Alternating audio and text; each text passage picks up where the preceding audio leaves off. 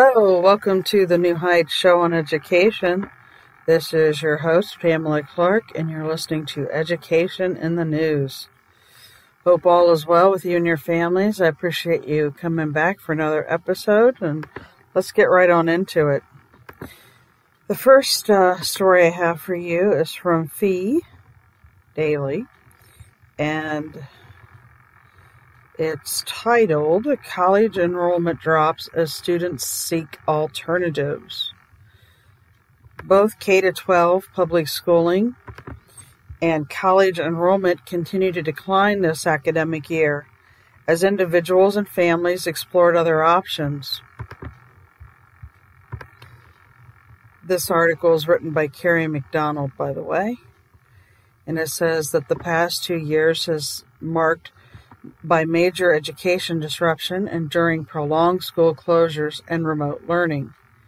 They left district schools in droves, choosing instead to become independent homeschoolers, join learning pods or microschools, and find high-quality virtual learning platforms.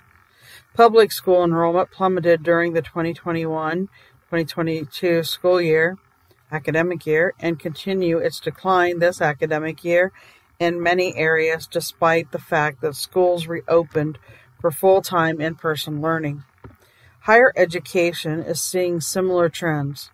College enrollment dropped in 2020-2021 school year as many colleges and universities turned to remote learning, and it has also not rebounded. In fact, the New York Times recently reported that the college enrollment decline may indeed be worsening this year. According to the National Student Clearinghouse Research Center, undergraduate enrollment this spring is down 662,000 students compared to last year, or a drop of 4.7%. Graduate school enrollment also declined this year compared to last year. Prospective college students may be weighing the relative value of jobs that require or expect a college degree against equally attractive opportunities that do not, wrote the Times. These students are smart. They are recognizing that the conveyor belt to college and debt they assume along the way may not be the best option. They are weighing the benefits of a college degree against the cost, but financial cost and opportunity cost, and determining that perhaps another pathway to adulthood might make more sense. On this week's episode of Liberated Podcast, they had interviewed Cameron Sorsby, CEO of Praxis, about the alternatives to college. Now, if you go to fee.org and you do a search, you'll see the link there. You can click right on it to hear that episode. And this just says more individuals and families are questioning the conventional K-12 and college pathway and are exploring other options. Their demand for both schooling and college alternatives will continue to dramatically reshape education for years to come. Now, we will have this in our upcoming, well, actually, we'll probably have it in our September magazine. So you can always look it up then at that time as well. Another article from this Fee Daily says the New York Times reported the mainstreaming of Marxism in U.S. colleges 30 years ago. Today we see the results. This was written by John Miltmore and Dan Sanchez. And it says on October 25th, 1989, the New York Times published an article describing a strange phenomenon. Even as the world's great experiment in Marxism was visibly collapsing, Marxist ideas were taking root and evolving in the halls of U.S. universities. Much of today's culture and discord is a consequence of these movements.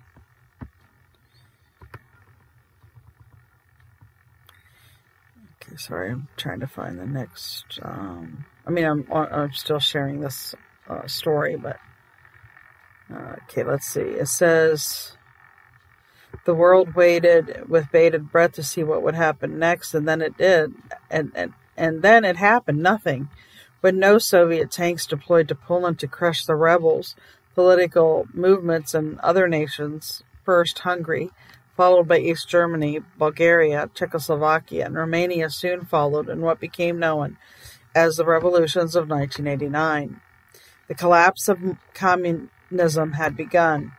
Marx's ideological heirs, on October 25, 1989, a mere 2 months after Poland's pivotal election, the New York Times published an article headlined "The Mainstreaming of Marxism in U.S. Colleges." Now that's a clickable link within this story I'm sharing with you. So if you want to go to that and click on it, you can read what they had written. But it says it describing a strange and seemingly paradoxical phenomenon, even as the world's greatest experiment in Marxism was collapsing for all to see.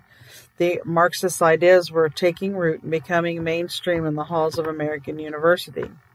Quote, as Karl Marx, ideological heirs and communist nations struggled to transform his political legacy, his intellectual heirs on American campuses have virtually completed their own transformation from brash, beleaguered outsiders to assimilated academic insiders, wrote Felicity Berenger. There were notable differences, however. The stark, unmistakable contrast between the grinding poverty of the communist nations and the prosperity of Western economies had obliterated socialism's claim to economic superiority. As a result, orthodox Marxism, with its emphasis on economics, was no longer in vogue. Traditional Marxism was retreating and has become unfashionable, the Times reported. There are a lot of people who don't want to call themselves Marxists. Eugene D. Genovese, an eminent Marxist academic, told the Times. Genovese, who died in 2012, later abandoned socialism and embraced traditional conservatism after rediscovering Catholicism. Marxism wasn't truly retreating, however. It was simply adapting to survive. Watching the upheaval in Poland and other Eastern Bloc nations had convinced even Marxists that capitalism could not, quote, give way to socialism anytime soon. But this would cause an evolution of Marxist ideas, not an abandonment of them. Marx had become relativized. That's a quote. Lauren Graham, a historian at Massachusetts Institute of Technology, told the Times. Graham was just one of a dozen of the scholars the Times spoke to, a mix of economists, legal scholars, historians, socialists, and literary critics. Most of them seemed to reach the same conclusion as Graham. Marxism was not dying, it was mutating. Marxism and feminism, Marxism and deconstruction, Marxism and race, this is where the exciting debates are, Jonathan M. Weiner, a professor of history at the University of California at Irvine, told the paper. Marxism was still thriving. Berenger concluded, but not in the social sciences, where there is a possibility of practical application, but in abstract fields such as literary criticism. A strategic shift. Marxism was not defeated. The Marxists had just staked out new turf, and it was a highly strategic move. Quote, practical application of Marxism had proven dangerous. Communism had been tried as governing philosophy and had failed catastrophically. I know I said that wrong. Leading to mass starvation, impoverishment, persecution, and murder. But in the ivory tower of the American university system, professors could inculcate Marxist ideas in the minds of their students without risk of being refuted by reality. Yet it wasn't happening in university economics departments because Marxism's credentials and the discipline were too tarnished by its practical track record. Instead, Marxism was thriving in English departments and other abstract disciplines. In these studies, economics was downplayed and other key aspects of the Marxist worldview came to the fore. The Marxist class war doctrine was still emphasized, but instead of capital versus labor, it was patriarchy versus women, the racially privileged versus the marginalized, and etc. Students were taught to see every social relation through the lens of oppression and conflict. After absorbing Marxist ideas, even when those ideas weren't called Marxist, generations of university graduates carried those ideas into other important American institutions like the arts, media, government, public schools, and even eventually into human resources departments and corporate boardrooms. This is shown as the long march through the institutions. And that is a quote, by the way, a phrase coined by communist student activist Rudy Ducek, whose ideas were influenced by early 20th century Marxist theoretician Antonio Gramsci. Indeed, it was recently revealed that federal agencies have spent millions of tax dollars on programs training employees to acknowledge their white privilege. These training programs are also found in countless schools and corporations, and people who have questioned the appropriateness of these programs have found themselves similarly fired. A huge part of today's culture is a consequence of this movement. Widespread wokeness, all-pervasive identity politics, victimism, cancel culture, rioters self-righteously destroying people's livelihoods, and menacing passerbys, all largely stem from Marxist presumptions, especially Marxism's distorted fixations on oppression and conflict, and having been incubated in the universities, especially since the 80s. As it turned out, what was happening in American universities in 1989 was just as pivotal as what was happening in European parliaments, especially in an election year. It can be easy to fixate on political fray, but the lesson of 1989 is that today's culture and ideas are tomorrow's politics and beliefs and policies. That is why the fate of freedom rests on education. If you want to look that article up, like I said, you can go to fee.org, and you can type in the New York Times reported the mainstreaming of Marxism in U.S. colleges 30 years ago. Today, we see the results. So yeah, there's that article. What do you think of it? What do you think of this article that was shared by Fee? Do you agree with it? Do you not agree with it? Do you think this is really happening? What is your opinion? And we will also put that in an upcoming magazine, probably the September issue, just FYI. Okay, the next story I have for you is from Smart Brief on EdTech, and it was covered by Education Week, and the title is Many Districts Unaware of Rebates for Electric Buses. Some school districts remain wary of investing in electric school buses, despite funding available through the federal government, including $250 million in rebates from the U.S. Environmental Protection Agency, $250 million for zero-emission alternatives, and $4.5 million in Clean School Bus Program rebates. In an EdWeek Research Center survey last week, half of leaders from 384 districts said they were unaware of the available rebates prior to taking the survey. Okay, this story was covered by the Herald Times in Bloomington, Indiana. And it's a student designs virtual reality game to address Alzheimer's. Maya Zalkali spent her senior year at Harmony School in Indiana creating a virtual reality game with significantly based flashing lights that might help disintegrate plaque on Alzheimer's disease patients' brains. Zalkali used photogrammetry to make a virtual 3D image and tapped different software to add interactive animals. That sounds interesting, doesn't it? What do you think of that? And this one's also from Education Weeks. Are cell phones a safety tool in school emergencies? Question. The presence of cell phones in the classroom, long a topic of debate, is gaining attention because of their potential use during emergency situations, such as acts of violence.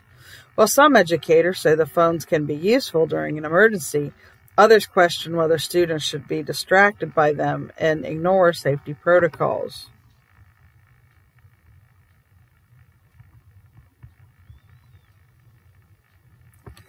And K-12 dive reports or asks the question, how are states, districts using emergency relief funds?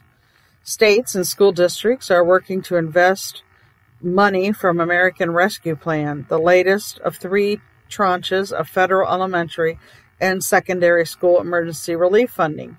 Efforts receiving rescue funding include educator recruitment and retention in Arizona and an expansion of community schools in Idaho, with a review from Burbio showing learning recovery efforts among the areas receiving priority for the funding at the district level in many states.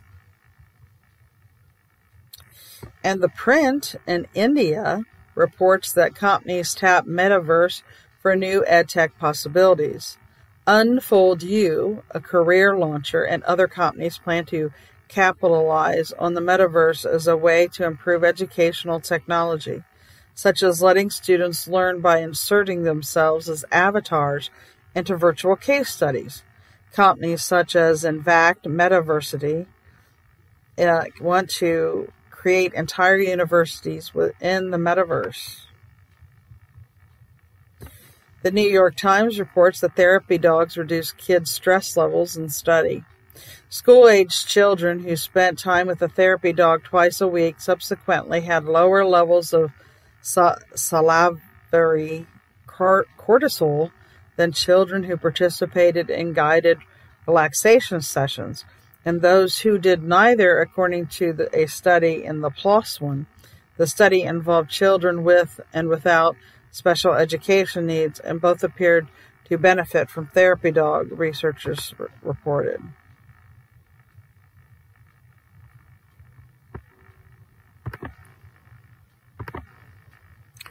The Ohio Department of Education reports that, and this was actually covered by the Plain Dealer, it says, Summit gets Beret City School students ready for middle school. Transitioning from elementary school to middle school can be a huge change for 9 and 10-year-olds. New building, new people. For 2 days in May, Beret City School District brought all 420 fourth graders, their teachers and counselors, to Baldwin Wallace University's Student Union for a Say It Summit. And WTAP reports that bridging the gap between students and police, 2 local schools will get therapy dogs. Fort Fry High School and Warren High School are getting therapy dogs. This was announced at Thursday's Washington County Commissioner meeting. Brody was a special guest at the meeting. He was originally trained as a bomb dog, but became such a hit at Washington County Career Center that he's now a therapy dog too.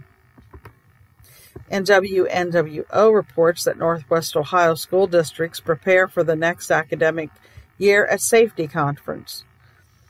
School may be out, but local custodial and maintenance staff are already prepping for back to school. The Columbus Dispatch reports that 27 applied for Olentangy Schools Board seat vacated by Mindy Patrick.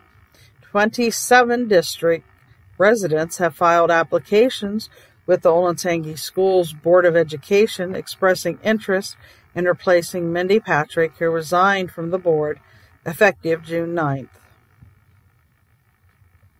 Hamilton Journal News reports that Edgewood School Superintendent is a candidate for role in another district.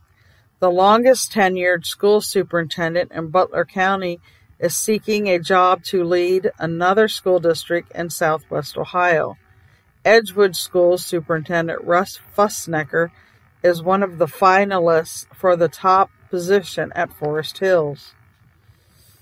And the Plain Dealer reports that new Chagrin Falls School District administrators excited about rules.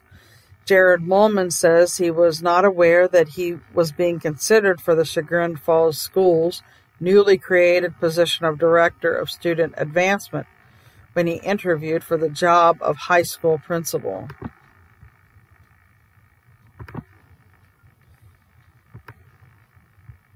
And KTUU-TV in Anchorage, Alaska reports that summer job programs teaches student work skills. A job training program for students with disabilities in Anchorage, Alaska, teaches participants how to apply and interview for jobs and provides them with paid summer positions so they can learn hands-on work skills.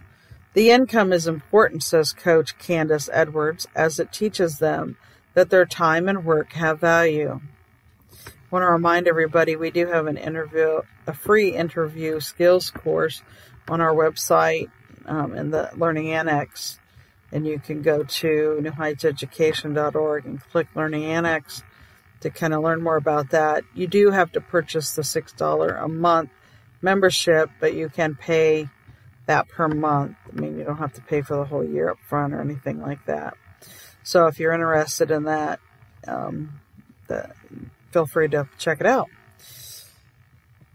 Okay, Smart Brief on Education reports how school leaders can increase the value of networks.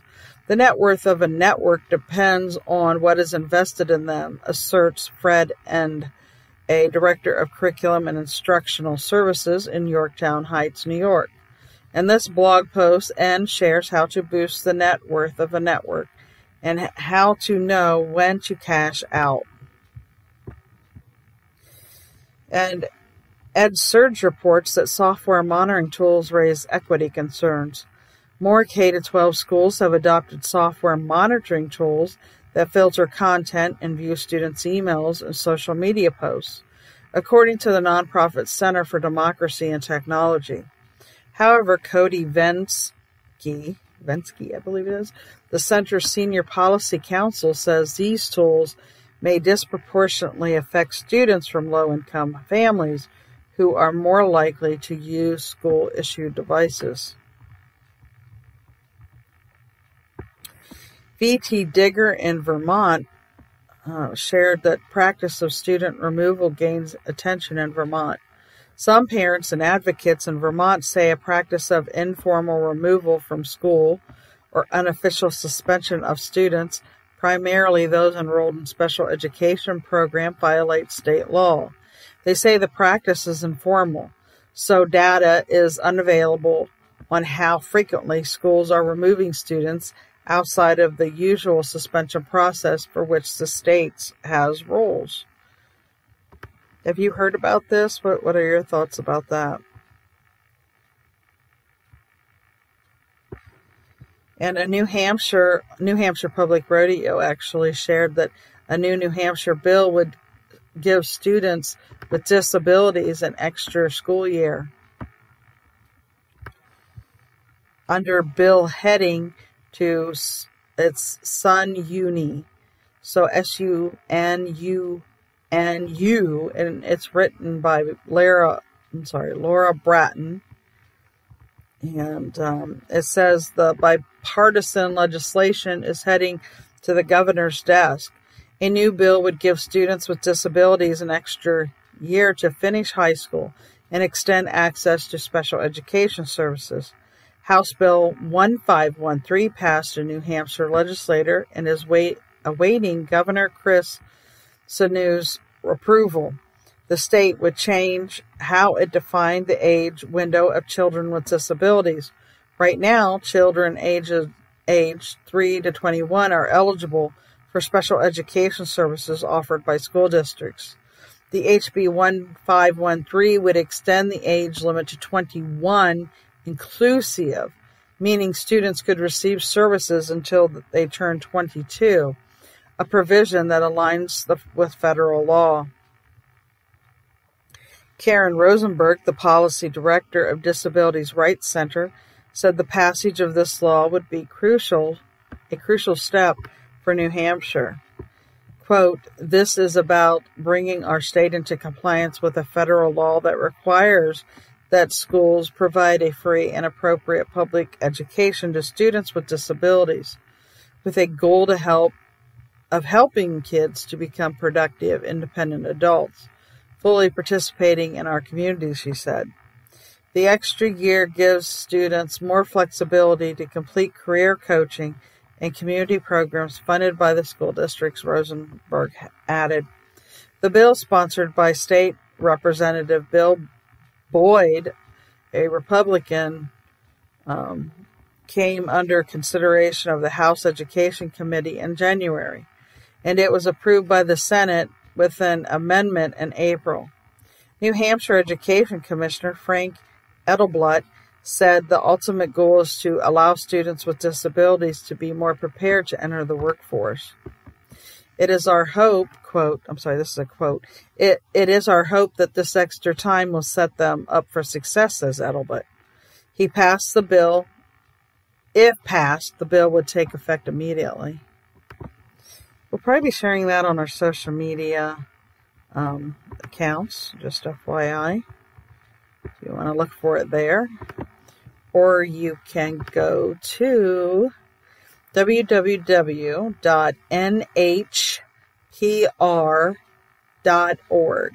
Just FYI, if you're interested in that.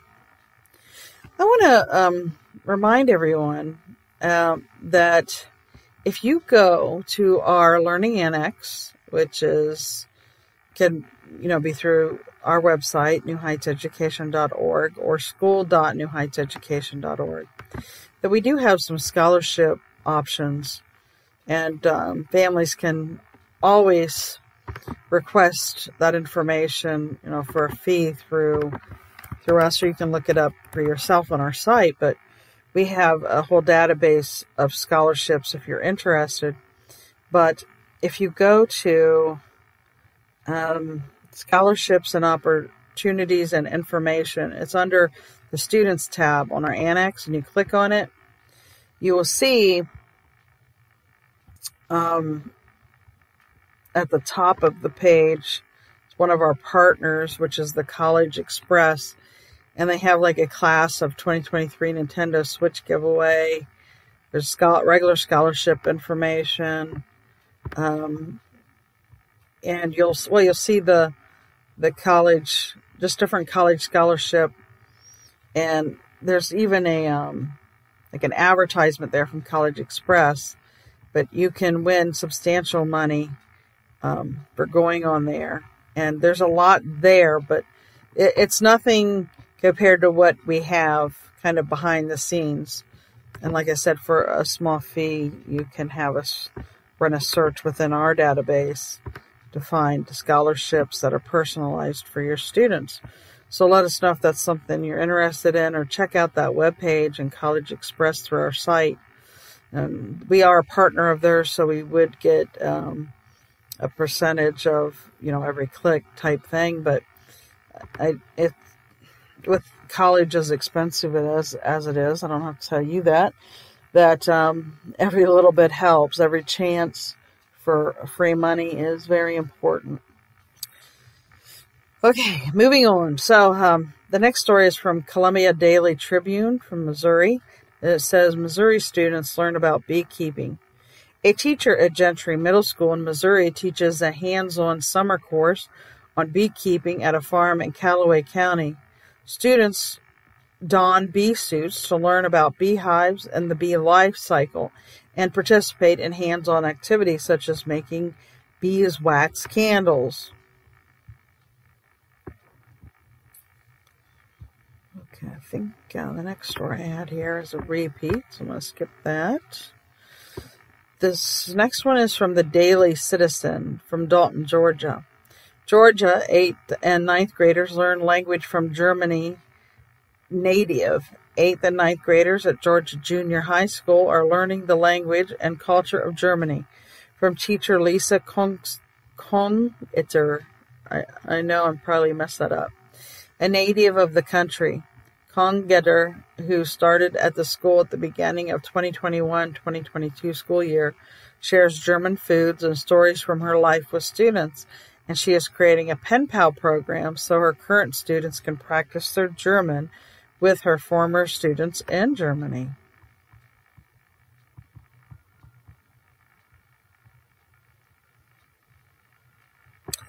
Education Week reports that principals who stay hire teachers who stay. School principals who have 5 or more years in the role are more likely to hire teachers who stay at the school for at least 3 years, according to a paper published this month online in the Journal of Educational Administration. However, the findings based on the data from Texas principals from 1999 to 2017 show that some principals tend to depart 1 year shy of the 5-year mark.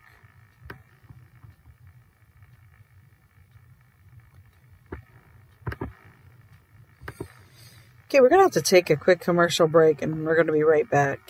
Stay tuned. Hello, listeners. If you're enjoying the New Heights show on education and want to support or donate to our organization, please visit www.newheightseducation.org. And while you're there, check out our online store.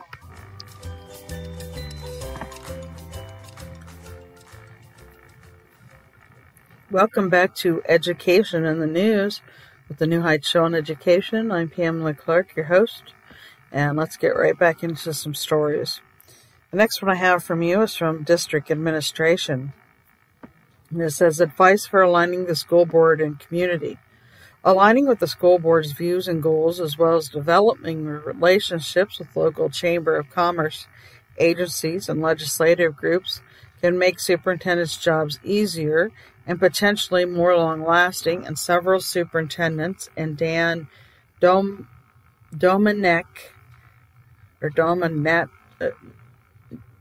maybe, I'm not sure, executive director of AASA, the School Superintendents Association, providing transparency into district data, and it needs, quote, helps foster partnership that can lead to advocacy and action, said Terry Bresnahan, a Chicago area superintendent.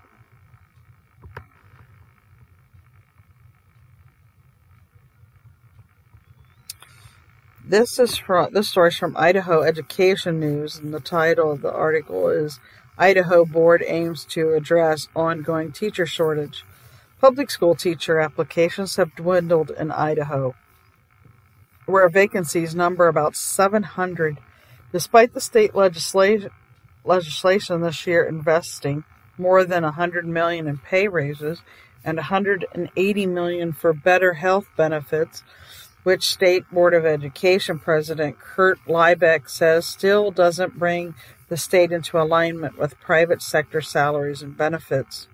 This week, the board discussed some legislative proposals, such as a teacher apprenticeship program. I really don't think they get the full picture. I mean, why are they having these problems? Maybe it's the kind of curriculum they're using and, things that parents don't want their children to learn. Maybe the teachers are against some of that as well. I mean, yeah, I asked you to kind of think that over, mull that over, and think about it. EdScoop reports resources available for Cybersecurity Education Month.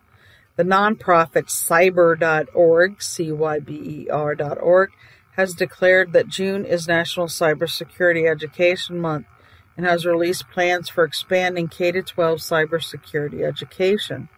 U.S. lawmakers are considering a resolution to recognize the month and highlight the importance of cybersecurity in education.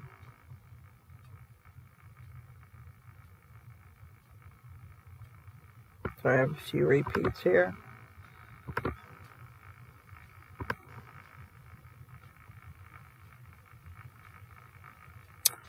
Education Week reports a study that is titled Listening to Students has academic benefits. Students who believe their schools are responsible to their needs earn higher grades. According to a study by researchers at the University of California at Riverside and Northwestern University, the findings based on data from 12,000 ninth grade students in Chicago come as school districts consider ways to better integrate students' feedback.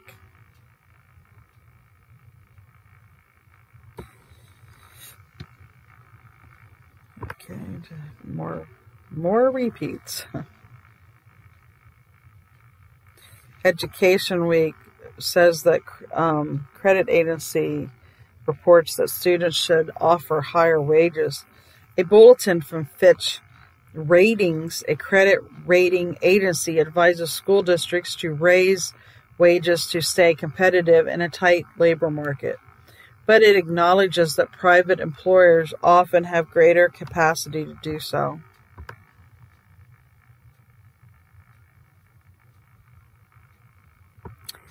And Education Week also reports that there's a study that was done titled Longer School Bus Rides Affect Attendance. Students who have longer school bus rides, an hour or more, tend to also have a higher absenteeism rate, 12%, according to a study by researchers at Temple and Syracuse universities. Additional data from a New York City study found that Black students were more likely to have longer school bus rides.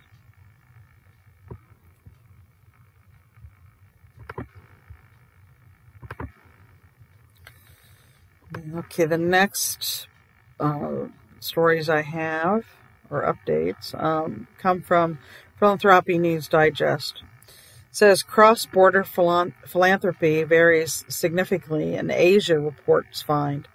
The annual report from Give to Asia found that feasibility of cross-border philanthropy in Asia varies significantly by location due to regulatory hurdles, incentives, and institutional readiness. And J.P. Morgan Chase commits $30 million for HBCUs. The expansion of the Financial Service Forum's Advancing Black Pathways initiative will support student development, programming, financial education resources, and development of career pathways.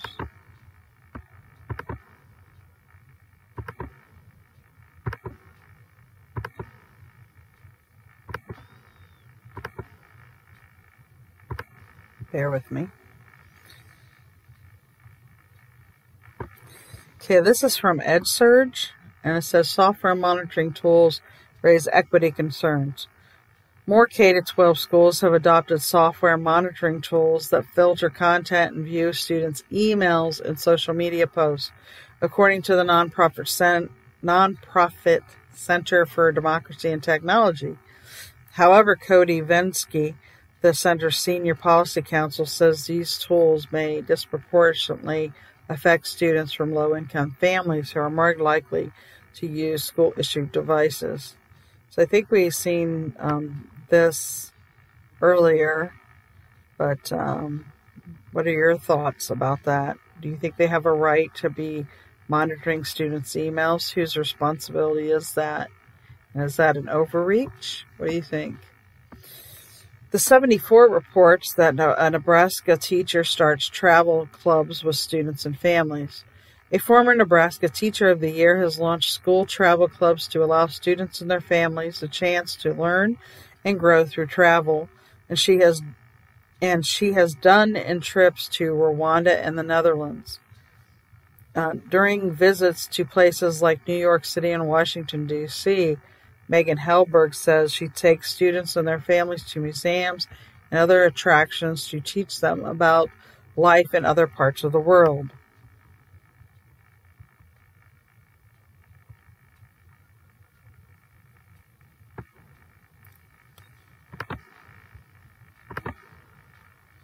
The Ohio Department of Education reports, let's see here, they have, here's a new one, Fremont News Messenger, which, again, this is shared through the Ohio Department of Education, but It's titled Talk About Clyde Zimmerman Named Top Ohio Ag Teacher. Congratulations to Barrett Zimmerman, VO Ag Instructor and FFA Advisor at Clyde Green Springs Schools for the past 26 and a half years. Zimmerman was named the Ohio Ag Educator of the Year at the 94th Ohio FFA Convention held at the Ohio State Fairgrounds in May. And WTN in Dayton says Xenia schools hold hiring events ahead of the school year. 2 local school districts are looking to hire staff for the upcoming school year in June. And WCHS reports that Shawnee State University offers free tuition to qualifying students. When classes start up this fall at Shawnee State University in Portsmouth, some students will go to the class free of charge. To be eligible, students must be Pell eligible, first-time students with a minimum of 3.0 GPA and an 18 ACT score. They must live in Scioto, Lawrence, Adams, Pike, Jackson, or Ross counties in Ohio, or live in Greenup, Boyd, or Lewis counties in Kentucky. And that will be added to our list of scholarships as well.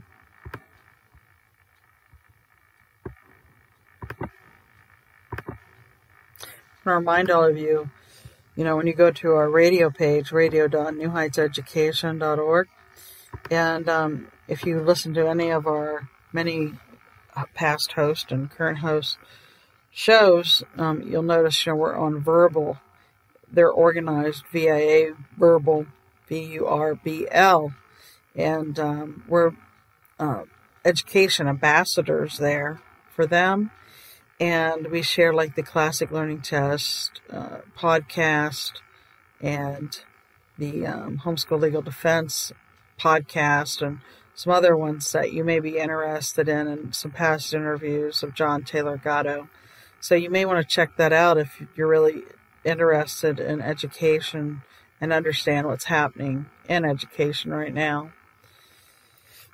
Okay, the next story comes out of Massachusetts from the Gloucester Daily Times, and it says students' citizenship projects include local issues.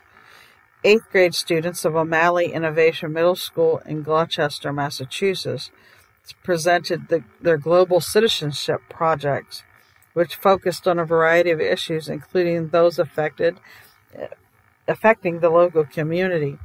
Projects looked at the new rope lobstermen must use to mitigate whales getting entangled, a trolley system to ferry beachgoers, and trash pickup to protect piping plovers, a threatened species that nests on the beach. And Edutopia reports that middle schoolers embrace freedom of writing plays. Writing a play using characters from a book, TV show on their imaginations promotes the creativity of middle schoolers, encourages collaboration, and offers autonomy. 7th grade language arts teacher Carly Van Der Wend writes in this commentary. Van Der Wend lays out 5 steps, starting with a framework and ending with plenty of praise. And ABC News reports that a summit on mental health crisis focuses on youth input. Children's input is needed to address the youth mental health crisis, says U.S. Surgeon General Dr. Vivek Murthy, who is participating in a summit that has the goal to serve as a call to action to support young people's mental well-being.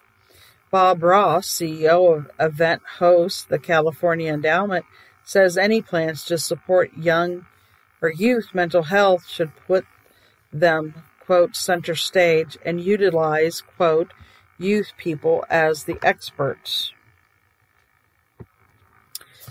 Chalkbeat in Detroit, Michigan reports that district adopts Black History 365 curriculum. The Detroit Public Schools Community District has adopted the Black History 365 curriculum, which will be introduced in the fall in African American history elective courses.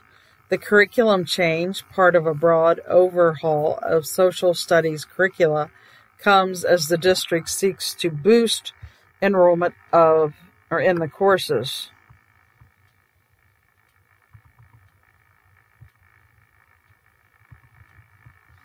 Okay, I have some repeats here.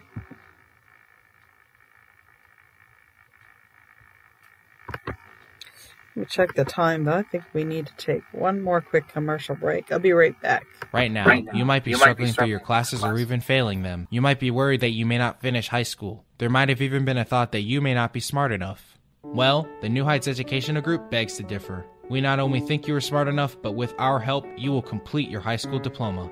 The New Heights Educational Group strives to improve your academic success through its tutoring services. To learn more, please visit newheightseducation.org and contact us. New Heights Educational Group, educational resources to help reach your goals. Welcome back to Education in the News with the New Heights Show on Education. This is your host, Pamela Clark. And I know the commercials were a little bit topsy-turvy today, or not shared at their normal times, but juggling all these different articles I try to share with you guys to keep you updated. I kind of get involved with them, obviously. So let's get right back into it. The next story I have for you is from Chalkbeat in Philadelphia. Philadelphia schools align CTE with industry needs. Students enrolled in the school district of Philadelphia's high schools have 43 career and technical education pathways available to them, including automotive repair and carpentry, as well as the most popular programs, health-related technology, digital media production, sports marketing, and culinary arts. The district has worked overtime to align its offerings with industry needs. Educational Leadership reports that tips to help school leaders embrace wellness. School leaders must practice what they preach when it comes to wellness, or risk being perceived as wellness fraud, writes Jolene, the founder of nonprofit Teaching and Leading Initiative in Oklahoma. In this commentary, Lean shares the signs of wellness and fraud and how school leaders can overcome it. To access this story, you go to www.ascd.org and then just type in for their search preventing, in quotes, wellness fraud for leaders.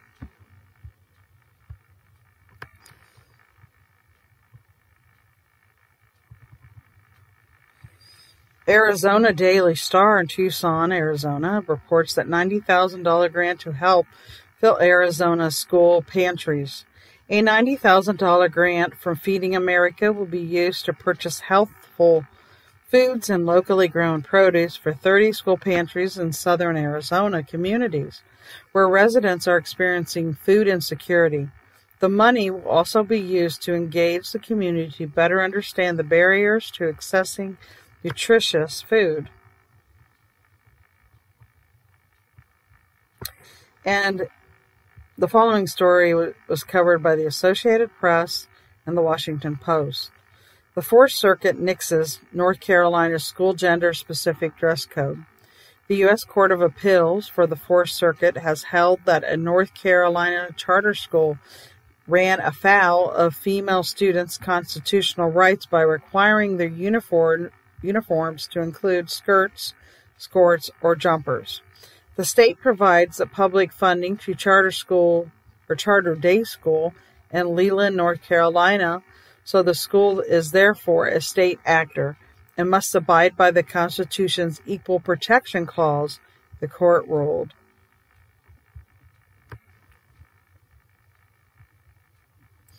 And Spectrum News reports that Homegrown Heroes brings nutrition education into schools. The nonprofit Homegrown Heroes is working to fight food insecurity in North Carolina through a program that teaches students about nutrition and food production. Similar programs are in place in many schools in the state and often involve on-campus gardens that help supply cafeterias with fresh produce.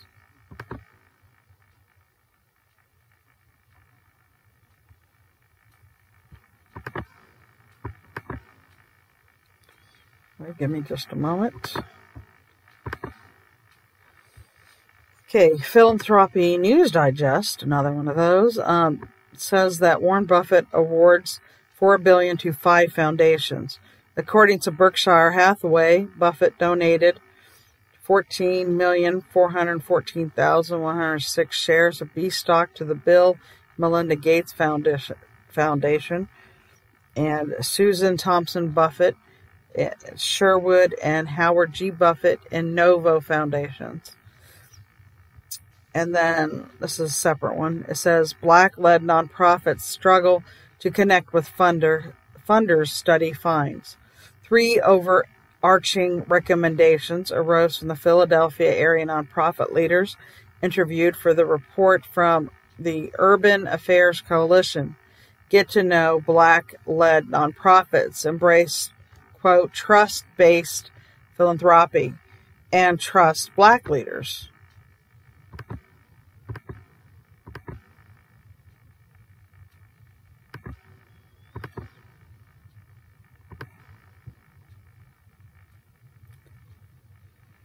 Okay, just a moment, sorry.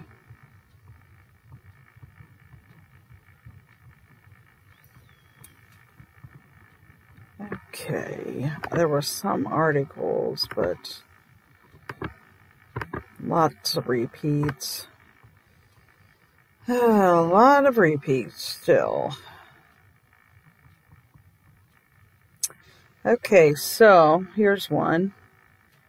This is from Insider Higher Ed, and it's titled, Educators Seek Expansion of Short-Term Pell Grants. Congress is being asked by higher education and tech leaders to make all online education programs eligible for short-term Pell Grants. They argue that short-term Pell Grants would assist adult students taking workforce development courses. And the Progressive Grocer reports that Grubhub expands college operations with robots. Grubhub has partnered with technology startup Cartkin to roll out robot delivery to college campuses. Ohio State University participated in a pilot program in the spring and expects to see a full launch this fall. ABC News. Oh, nope, that was a repeat from earlier. We did do that one.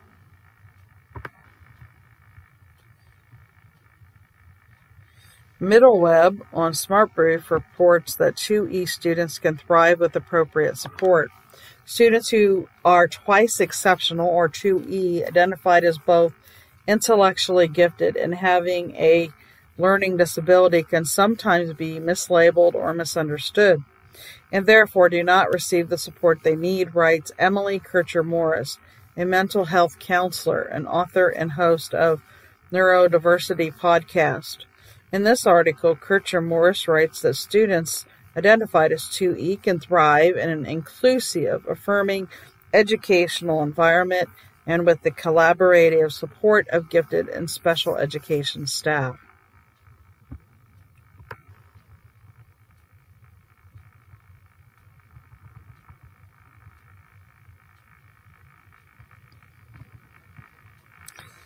Mobile Health News reports that Georgia's Early Tech gets clearance for autism diagnosis tool. The FDA was given 510K clearance to Educator, Georgia-based Early Tech Diagnostics for its early point evaluation, a tool that can help identify autism spectrum disorder in children that are 6 months to 30 months old. I'll save this one too, so if anybody wants access or to kind of learn more about it, you can contact us at New Heights Education at yahoo.com. Because that is, when this came out was the first I'd heard of it, so I haven't had a chance to really look into it much either.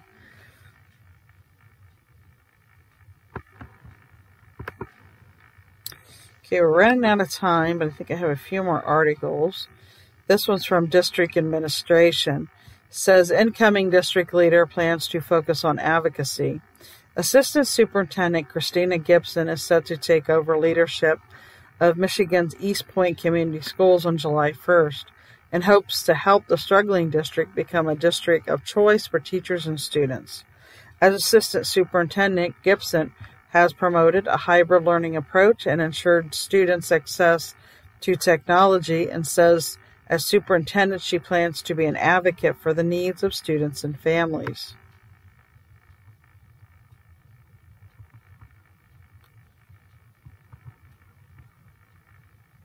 And the Topeka Capital Journal in Kansas reports the history of education taught at Future Teachers Camp.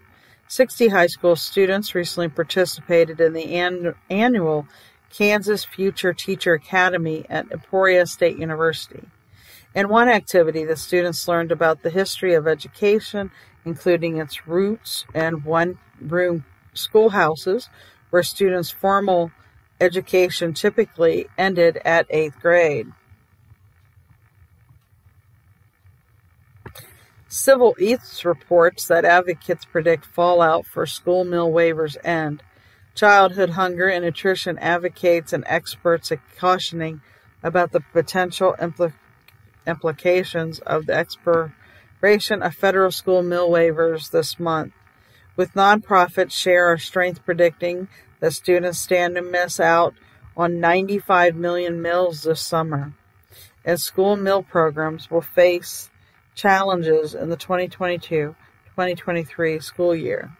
Data shows summer participation more than doubled under the waivers in July 2020 and 2021.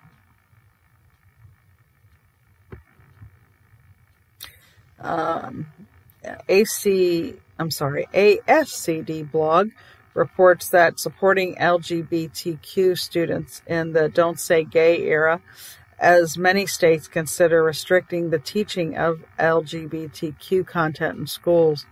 Educators propose strategies for reaffirming inclusive classrooms.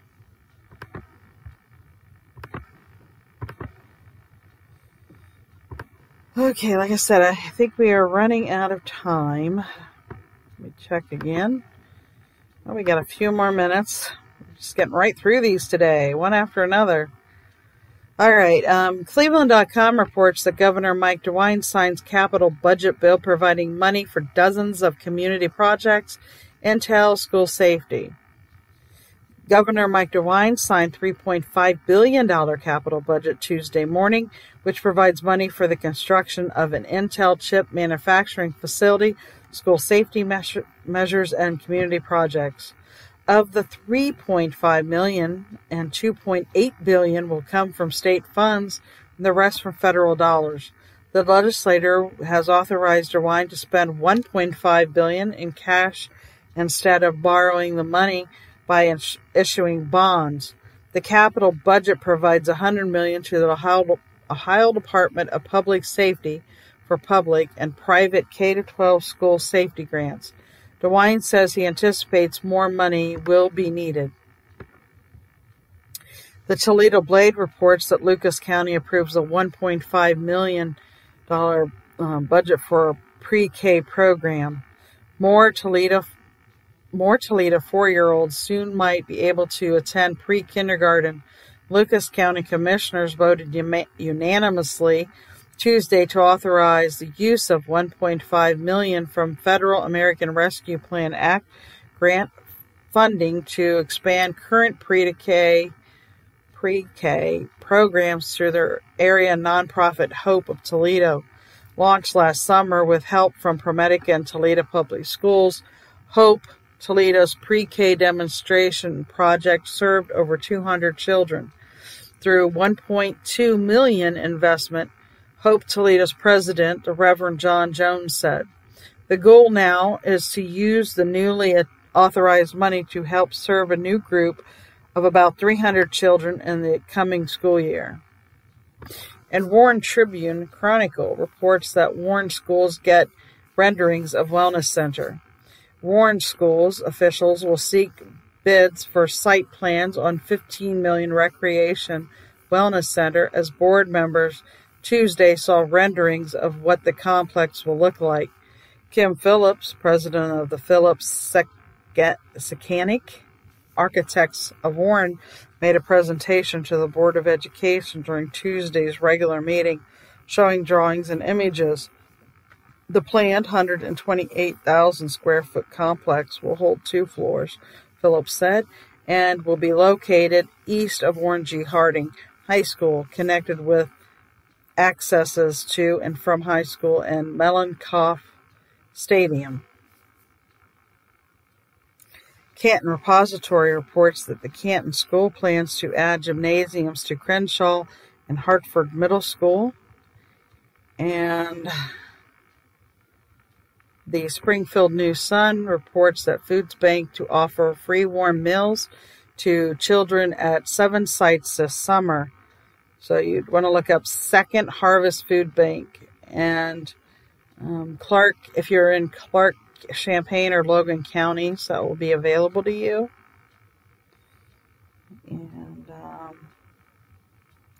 And it says the Current reported that public TV stations adapt strategies for supporting out-of-school learning. The Educator struggling to address learning deficits that widened during the coronavirus pandemic. Public TV stations are refining their strategies to engage students outside the classroom. 8 Ohio PBS stations are launching a collaborative educational project that provides toolkits of themed activities, virtual field trips, and interactive community events for elementary students starting this fall. The Ohio Department of Education has provided $5 million to fund the 3-year project, and starting July 1st, the WNET in New York City will offer a new session of its reformatted Camp TV, a series that aims to address learning losses exacerbated by the pandemic and those that typically occur during the summer. Don't mean to laugh, but this has been going on for way longer than the pandemic. There was already a huge gap in learning, so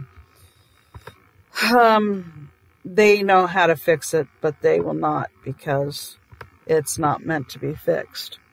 If anybody doesn't understand that statement, look up John Taylor Gatto and you'll see why I say that. As usual, this brings us to the end of another show. I thank you for spending this hour with me. It means a lot.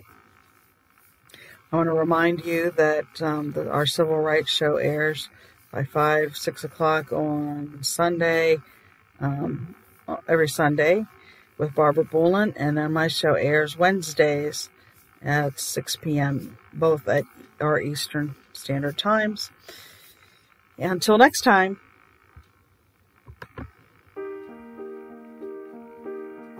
We hope you enjoyed today's show.